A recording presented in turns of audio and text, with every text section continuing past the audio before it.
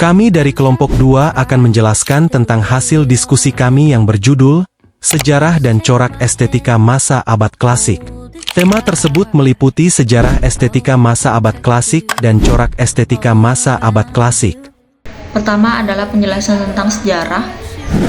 Jadi, sejarah perkembangan estetika ini didasarkan pada sejarah perkembangan estetika di barat, lebih tepatnya pada masa Yunani kuno. Hal ini dikarenakan estetika ini dibahas secara terperinci berabad-abad lamanya pada waktu itu dan dikembangkan juga dalam lingkungan filsafat barat. Pemikir atau filosof yang ada pada periode klasik atau periode dogmatik ini ada beberapa filosof ya. Di antaranya ada Socrates, ada Plato, dan juga ada Aristoteles. Dari ketiga filosof ini dapat dikatakan bahwa Socrates merupakan perintis atau penemu awal estetika, kemudian ada Plato yang meletakkan dasar-dasar etika, kemudian ada Aristoteles yang meneruskan ajaran-ajaran dari Plato. Dalam periode klasik atau dogmatik ini mempunyai ciri-ciri estetika. Yang pertama adalah bersifat metafisik. Jadi dikatakan bahwa keindahan ini adalah ide, yang mana ide ini harus berdasarkan pada ide kebenaran atau ide kebaikan.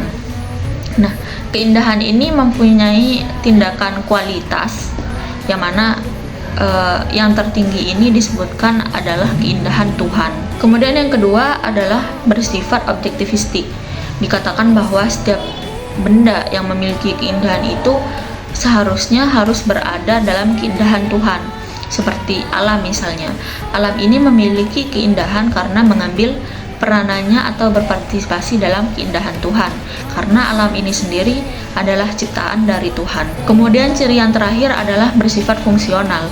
Dikatakan bahwa keindahan ini harus berkaitan dengan moral, kesenangan, kemudian kebenaran, dan juga keadilan. Baik teman-teman, pada kali ini saya menjelaskan tentang tokoh-tokoh estetika pada abad klasik, yang dimana di sini ada beberapa tokoh yang kita ulas. Yang pertama ada Socrates pada tahun 468 sampai 399 sebelum Masehi. Socrates sendiri sebagai seorang perintis yang meletakkan batu pertama bagi fundamental estetika. Sebelum ilmu itu diberi nama, dia adalah anak dari seorang pemahat yang bernama Sophromiskos dan ibunya bernama Paineret. Ibunya adalah seorang bidan. Di sini Socrates dengan jalan untuk menemukan keilmuannya, di sini dia menggunakan jalan dialog untuk mencari hakikat keindahan. Socrates menamakan metodenya yaitu meutika etnik atau seni keindahan, yang berusaha menolong mengeluarkan pengertian-pengertian atau kebenaran. Socrates mencoba mencari pengertian umum dengan jalan dialog. Dalam dialog-dialognya, Socrates membuka persoalan dengan mempertanyakan sesuatu itu disebut indah dan sesuatu itu disebut buruk. Apakah sesuatu yang disebut indah itu memiliki keindahan? Lantas apakah keindahan itu? Di sini Socrates mencoba merumuskan arti keindahan dari jawaban-jawaban lawan dialognya. Menurut Socrates, keindahan yang sejati itu ada di dalam jiwa, ada di dalam roh. Raga hanya merupakan pembungkus keindahan. Keindahan bukan merupakan sifat tertentu dari suatu benda, tetapi sesuatu yang ada di balik benda itu yang bersifat kewajiban. Tokoh kedua yang ada pada masa klasik yaitu Plato pada tahun 427 sampai 347 sebelum Masehi. Menurut Plato, keindahan itu bertingkat. Untuk mencapai keindahan yang tertinggi atau keindahan yang absolut, kita harus melalui beberapa fase. Fase yang pertama, kata Plato, orang akan tertarik pada suatu benda atau tubuh yang indah. Di sini manusia akan sadar bahwa kesenangan pada bentuk keindahan keragaan atau indrawi tidak dapat memberikan kepuasan pada jiwa kita. Setelah kita sadar bahwa keindahan dalam benda atau tubuh itu hanya pembungkus yang bersifat lahiriah, maka kita tidak lagi terpengaruh oleh hal-hal yang lahiriah. Manusia akan meningkatkan perhatiannya pada tingkah laku hal yang dicintai, yaitu pada norma-norma kesusilaan atau norma moral secara konkret. Hal ini terlihat dalam tingkah laku dari orang atau hal-hal yang kita cintai. Fase kedua, di sini Plato mengatakan cinta terhadap norma moral secara konkret ini berkembang menjadi cinta akan norma moral secara absolut, yang berupa ajaran-ajaran tentang kesusilaan atau bagaimana seharusnya manusia bertingkah laku yang baik. Kemudian fase ketiga, orang akan mengetahui jurang yang memisahkan antara moral dan pengetahuan. Kemudian orang akan berusaha untuk mencari keindahan dalam berbagai pengetahuan. Orang Yunani dulu berbicara tentang buah pikiran yang indah dan adat kebiasaan yang indah. Jika manusia sudah sampai pada fase yang ketiga ini, maka akan mengantarkan manusia pada fase yang keempat, yaitu keindahan yang mutlak atau absolut. Disinilah orang berhasil melihat keindahan mutlak yang sesungguhnya keindahan itu indah menurutnya.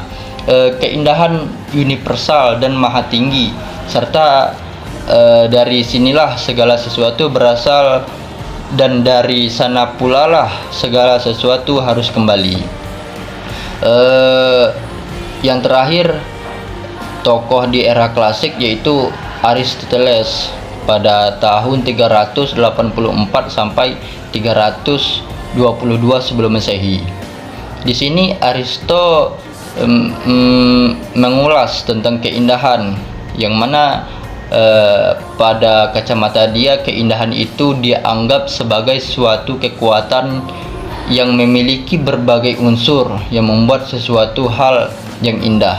Dalam bukunya Poetics, Aristo mengatakan untuk menjadi indah, suatu makhluk hidup dan setiap kebulatan yang terdiri atas bagian-bagian harus tidak hanya menyajikan suatu ketertiban tertentu dalam pengaturannya dari bagian-bagian, melainkan juga merupakan suatu kebesaran tertentu yang pasti.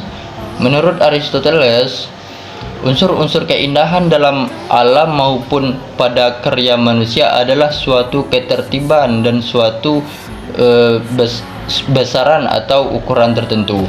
Di sini Aristo sempat menyinggung sedikit tentang seni, yang dimana dalam perspektif dia, Aristoteles mendefinisikan seni adalah kemampuan menciptakan sesuatu hal atas pikiran akal. Seni adalah tiruan atau imitasi dari alam, tetapi imitasi yang membawa kepada kebaikan. Walaupun seni itu tiruan dari alam seperti apa adanya, tetapi merupakan hasil kreasi akal manusia. Seni harus dapat menciptakan bentuk keindahan yang sempurna yang dapat mengantarkan manusia menuju keindahan pada keindahan yang mutlak. Baiklah, selanjutnya yaitu mengenai materi corak estetika pada masa klasik. Nah, corak pada estetika pada masa klasik ini seperti yang disebutkan pada makalah terbagi menjadi 4.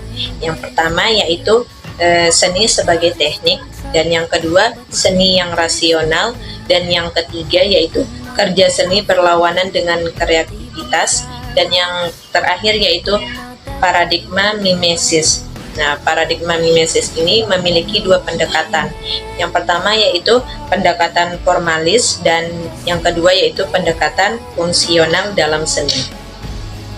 Baiklah, yang pertama yaitu saya akan menjelaskan mengenai seni sebagai teknik.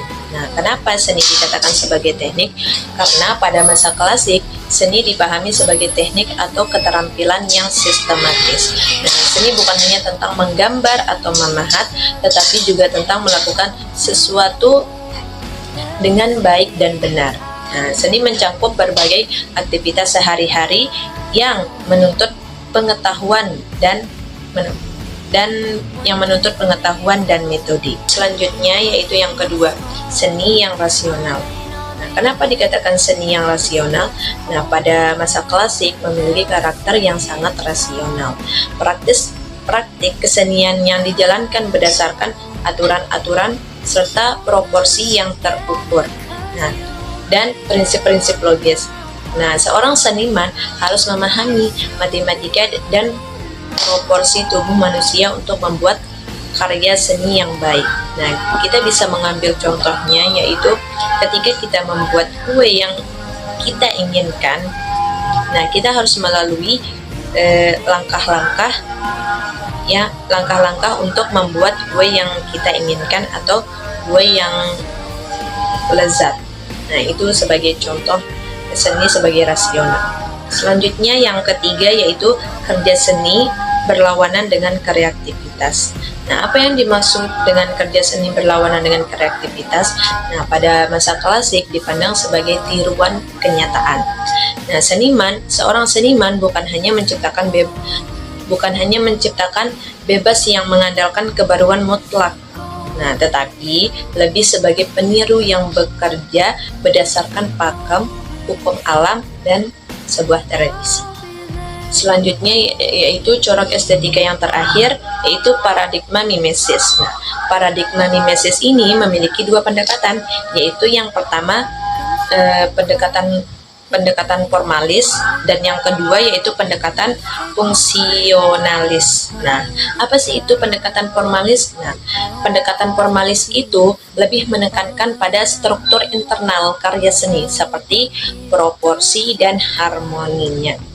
Dan sedangkan pendekatan fungsional yaitu pendekatan yang menekankan pada fungsi sosial dari sebuah karya seni tersebut serta moral dan kognitif dari sebuah seni. Nah, seni dapat membentuk karakter dan moral masyarakat serta memberikan pengalaman estetis yang baik.